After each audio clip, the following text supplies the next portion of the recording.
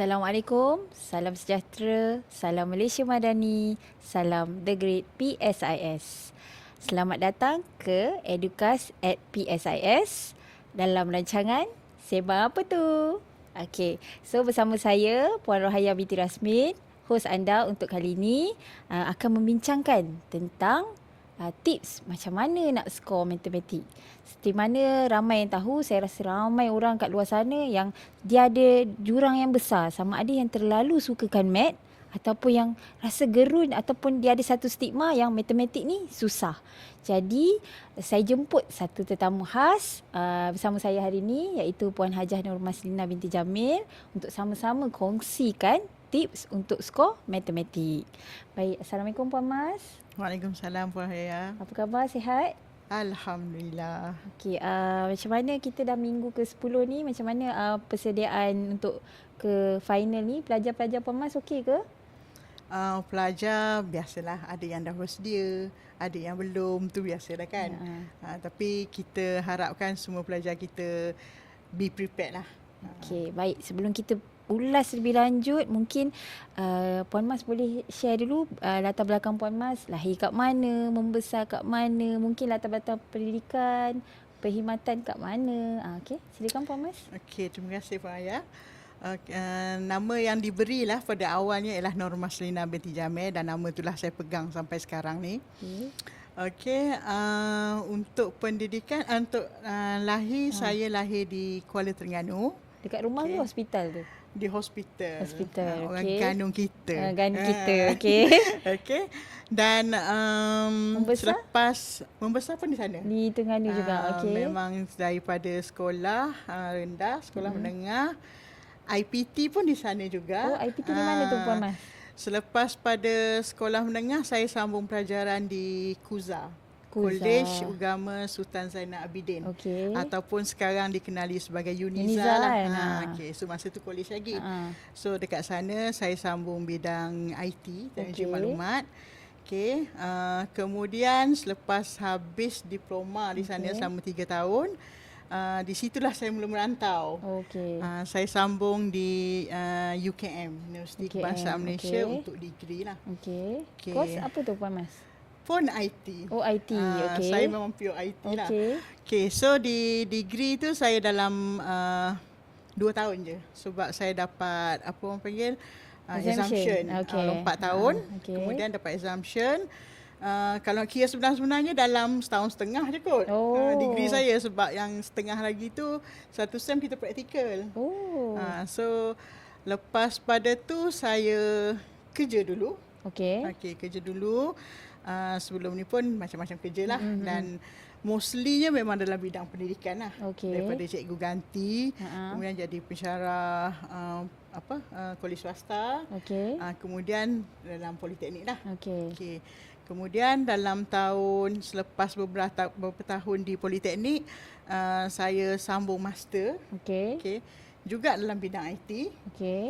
Di UKM juga. Oh, UKM juga Kemudian lepas pada tu saya masuk balik dalam sistem. Dalam 5-6 tahun lepas tu saya sambung lagi untuk PhD lah. IT, dan saya punya bidang ialah AI. AI. Menarik. So saya lebih kepada recommendation system lah. Dan macam mana boleh tiba-tiba daripada IT jadi lecturer matematik pula? Itulah macam twist kan. Sebenarnya kalau orang tengok tu matematik dengan IT tak ada beza pun. Dia bukan tak ada beza, dia tak lari jauh lah. Sebab matematik adalah core dalam IT. So memang kita pakai pun daripada mana-mana pun. Sebab kalau kita tengok especially dalam AI ni, lagi banyak kita pakai maths. So kenalah dengan apa yang saya mengajar tu. Sebabnya kenapa saya terjebak dalam bidang matematik ni, bila saya first posting saya di Politeknik Kota Baru. Kod Lanas. Kod Lanas. Tege orang panggil. So di sana tak ada jabatan JTMK. JTMK tak ada. Dia tak ada IT di poli situ. Sampai sekarang pun tak ada? Tak ada. So bila tak ada, memang kita ni dimasukkan di Jabatan Matematik, Sains dan Komputer lah. Pada asalnya saya ingat saya memang akan berada di mengajar untuk komputer saja. Sebab kat situ pun selain daripada mengajar aplikasi komputer, di situ ada juga yang saya kena mengajar student JKE, iaitu visual visual apa entah lupa Visual dah. Basic ke? Visual Basic Visual Basic so Visual Basic programming kan. Dan juga mengajar programming. So tapi bila dah masuk situ dia kata once dah masuk JMSK, M tu ditekankan. Iaitu matematik. Jadi matematik. Jadi nak tak nak kita terpaksa juga belajar mengajar matematik. So mula tu terkejut jugalah kan. Tapi yalah, kita belajarlah dengan senior apa semua kan, macam mana nak mengajar ni, kita belajar dan mengajar lain. Betul. So bermula daripada situ sehinggalah sekarang, sehingga di PSIS ni saya mengajar matematik dan komputer lah. So berapa tahun tu Puan Mas? Bermula tahun 2001. So 2001, dalam 23 tahun ya? Lebih kurang lah 23 berapa tahun. Berapa institusi dah Puan Mas berada? Saya first kali di Kota Baru. Kemudian saya berpindah ke Politeknik Kuala Terengganu. Di situ satu je poli yang saya tak masuk JMSK. Situ saya masuk JTMK. Sebab ada IT kat situ kan. Tapi tak lama, dalam 3 tahun setengah macam itulah. Kemudian saya berpindah ke Politeknik Shah Alam. Di Shah Alam pun saya masuk JMSK. Kemudian situ saya sambung master. Kemudian saya posting balik di Politeknik Banting. Di Banting JMSK kembali. Mengajar maths lagi. Dan akhirnya lepas sambung lagi belajar, habis diposting pula ke Politeknik Sultan Idris Shah. Lebih kurang 5 institusi ya? Yalah, 5 institusi. 23 tahun. Lama tu. Sangat berpengalaman. So mungkin kita boleh mulakan dengan soalan yang penting, iaitu macam mana kita nak bezakan pelajar yang cemerlang dalam bidang matematik dengan pelajar yang struggle dalam bidang matematik ni. Pelajar yang cemerlang dengan pelajar yang struggle Kalau kita tengok pelajar yang cemerlang ni, dia orang ada satu mindset. Mindset yang mana dia orang tak takut pun dengan matematik. Kenapa saya kata macam tu? Sebab bukan kata student je even kawan-kawan kita yang bukan dalam bidang maths ataupun siapa-siapalah, saudara ke siapa kan, kalau dia tanya mengajar apa kat poli, bila saya sebut mengajar matematik, dia orang macam matematik, macam kagum, macam something yang amazing sangat. Kenapa nak takut dengan matematik? Sedangkan kalau kita tengok matematik ni kita guna hari-hari pun. Matematik ni, jangan ingat matematik ni dia apa orang panggil berdasarkan pada nombor saja. Sebab bila tengok 1 2 3 4 5 atau apa-apa je, tengok tambah tolak apa semua, dia dah hasil tu matematik. Tapi matematik ni sebenarnya dia luas. Kalau kita nak buat pilihan pun, nak buat pilihan antara A dengan B, even nak pakai baju pun, nak beli baju pun kan, A dengan B, dia ada kita kena fikir dulu kenapa kita nak ambil yang ni, kenapa kita nak ambil ni. So itu lebih kepada, kan dalam matematik kita ada penakkulan mantik kan. So itu pun matematik sebenarnya. So dari segi logik pun itu matematik. Betul. Jadi first kali saya rasa mindset. Kena ubah mindset. Jangan takut matematik, sebab matematik ni memang kita guna hari-hari. So student ni kadang-kadang dia block awal-awal. Betul. Dia block awal-awal, kata matematik susah. Mindset susah. Dia. So bila dia kata matematik susah, apa buat benda selepas tu pun semua dah akan jadi susah. So first kali buang halangan tu dulu. Yang kedua ialah, memanglah bukan senang lah nak buang kan. Tapi cara dia ialah kena faham konsep. Yang apa lecturer ajar, apa yang belajar, you kena faham konsep. Kenapa nak cari A, kenapa nak cari B, kenapa nak cari C. Yang selalu orang cari matematik ni, di manakah X? Apa nilai X? X selalu hilang kan. So kenapa nak cari X tu? Apa konsep di sebalik tu? So kena faham betul-betul konsep apa benda yang nak cari di sebalik benda tu lah. So saya rasa itulah yang saya nampak student yang A ni, dia faham konsep. Dia faham konsep, dia boleh bercerita kat kita. Okey, dia berbanding dengan student yang struggle ni, dia tak faham apa pun. Betul. Bila kita tanya, kenapa you nak cari benda ni ya? Entahlah puan. Lepas tu kadang-kadang dia senyap, blur je kan. So nampak dia tak faham konsep kat situ. Selain daripada matematik, of course lah kita kena menghafal kan. Menghafal formula tu kepastian lah. Tapi dia faham ditambah dengan menghafal, so akan jadi superb lah. Faham, betul. Okey, betul Puan Mas, saya setuju dengan yang pertama kita kena faham konsep, yang kedua mindset tu lah. Mindset tu kena buang jauh-jauh lah rasa math ni susah ke, sebab dia akan block dia punya step seterusnya lah. Okey, mungkin Puan Mas boleh kongsikan beberapa teknik yang berkesan untuk meningkatkan pemahaman pelajar kita tentang matematik ni.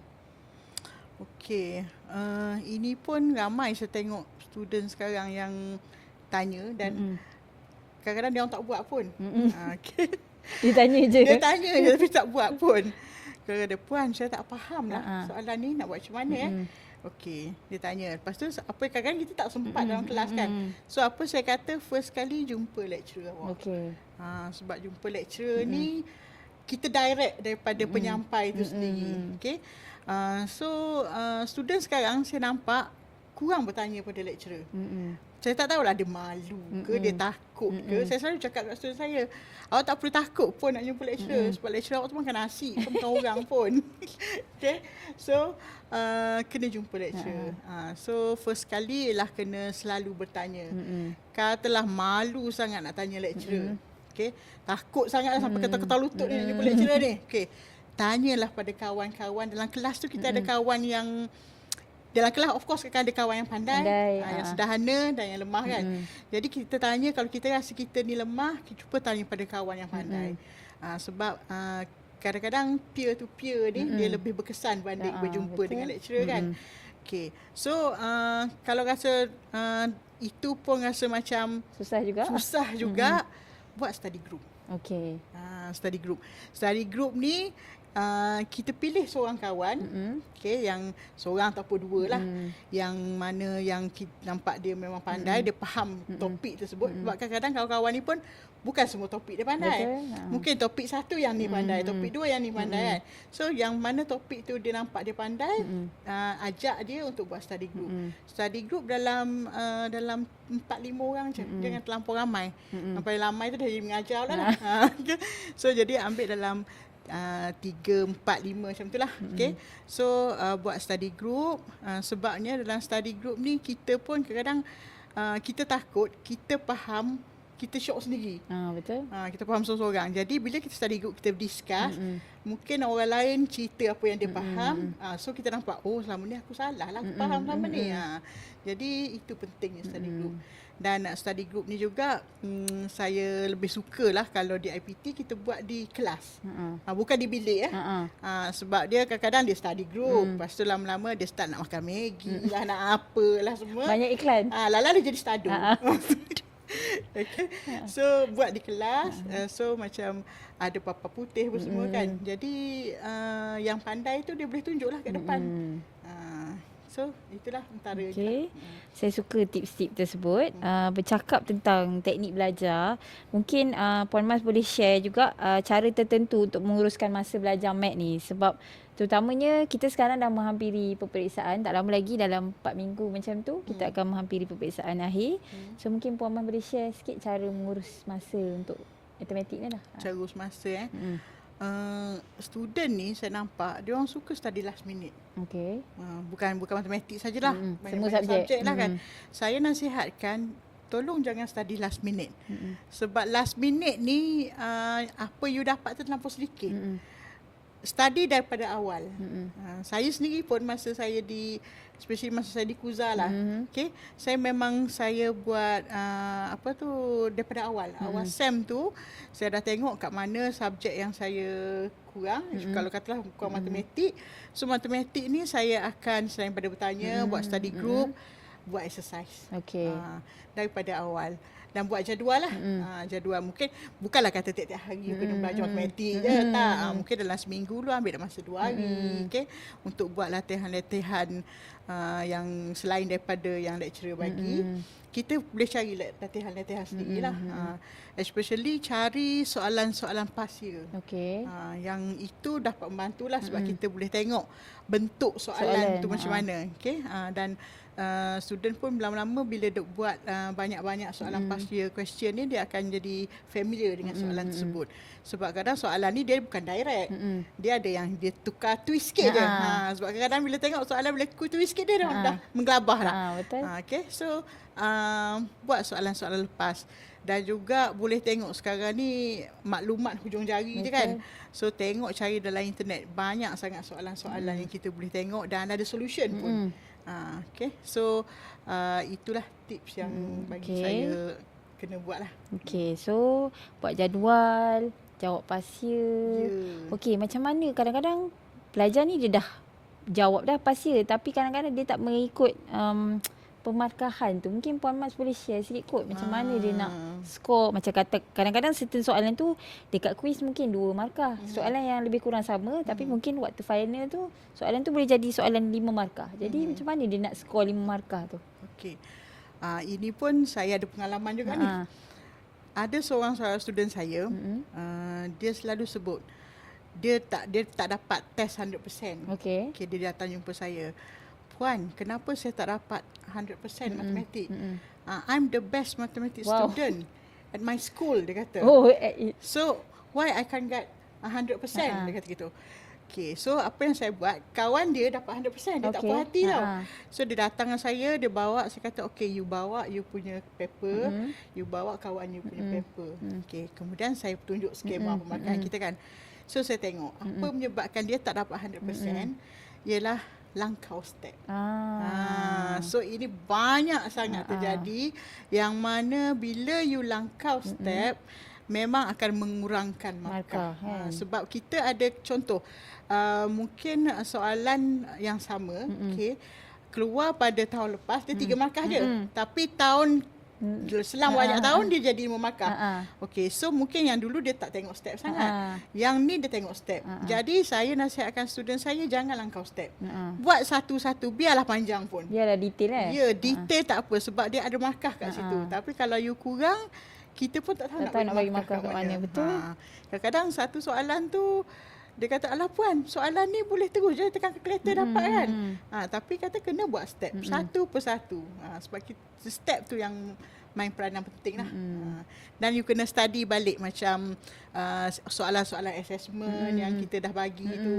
Sebab kalau saya, biasanya lecturer dia akan komen kat situ. Apa benda yang kurang, apa yang kurang kan. So study balik. So you dapat tengoklah kelemahan kat situ. Selain daripada tu, saya juga, saya amalkan dalam kelas saya suka student menjawab di depan depan whiteboard tu kan. Sebab dekat situ kadang-kadang bila kita tulis, situ kita dah nampak kawan ni dia suka langkau step tak suka. So saya akan komen dekat situ terus. So jangan malu juga untuk ke depan sebab itu jangan takut salah lah. Salah tu biasalah tu human kan. So kita belajar daripada kesilapan kita. So kena berani mencuba, jangan takut salah. Dan kena banyak refer balik lah kan, refer pada ataupun soalan-soalan PB kan. Baik. Terima kasih Puan Mas atas perkongsian yang sangat bermanfaat. Sebelum kita akhiri episod hari ini, mungkin Puan Mas boleh bagi sedikit nasihat untuk pelajar-pelajar kita kat luar sana yang mungkin dah rasa putus asa ke, dia rasa macam tak nampak masa depan dah, dia rasa macam aku tak boleh dah ni, dah minggu ke-10 pun aku tak faham lagi ni macam mana. Mungkin ada nasihat yang boleh bagi suntikan semangat sikit. Kita ada lebih kurang sebulan lagi kan. So sebulan ni yang mana yang dah rasa macam tak ada harapan, masing-masing ada harapan lagi. Sebab ada sebulan lagi. First kali kena banyak bertanya, macam saya kata tadi, kena banyak bertanya. Kemudian kena struggle kuat sikit lah. Kena apa orang panggil, buat jadual. Buat mind map. Mind map pun salah satu benda yang penting, yang mana kadang-kadang kita tak nampak berkaitan tu. Bila kita buat mind map tu, kita nampak berkaitan dia. Dan bagi saya satu lagi, kena apa namanya, tawakal. Sebabnya dalam kita belajar apa pun, kita dah struggle, kita dah buat, last kali kita kena tawakal. Tawakal kalau pada Muslim, tawakal kepada Allah lah. Kalau kepada agama lain, mungkin dia adalah cara dia sendiri kan. Sebabnya apa yang kita buat ni pun yang menentukan kita berjaya ke tidak ialah daripada dia. Okay? Walaupun kita dah rasa kita kuat dia, kenapa tak boleh kan? Tapi apa-apa pun kita berdoa kepada dia. Sebab itu kita tak boleh tinggal. Betul-betul. Dan satu lagi saya nasihat kepada student-student saya yang Muslim, jangan tinggal solat. Betul. Kalau dah tak solat, tak nak doa, tak nak tawakal, memang macam manalah kan. Nak walau usaha banyak mana pun mungkin dia tak kena. Keberkatan tu tak ada. Betul. Bila Puan Mas sebut keberkatan ni pun, saya suka pesan juga kat pelajar-pelajar kat luar sana, mungkin dah dekat-dekat nak final exam nanti, mungkin boleh call ibu bapa. Kalau yang mana ada ibu bapa lagi, minta restu, minta doakan. Dan juga dengan pensyarah-pensyarah masing-masing kan. Boleh cakap thank you, terima kasih dah ajar sepanjang saya minta halalkan ilmu. Mungkin dari situ pun datang juga keberkatan selain daripada ibu bapa lah. Betul. Dengan pensyarah. Okey, baik. Nasihat yang sangat berinspirasi. Terima kasih sekali lagi Puan Mas kerana sudi berkongsi ilmu dengan kami. Okey, baik. Harap episod kali ini banyaklah dapat menyuntik inspirasi dan semangat pada pelajar-pelajar di luar sana, khususnya pelajar-pelajar yang merasakan matematik ni sukar. Saya harap dapat sedikit sebanyaklah dapat memberi manfaat, dan insya-Allah kita jumpa lagi. Assalamualaikum. Bye bye.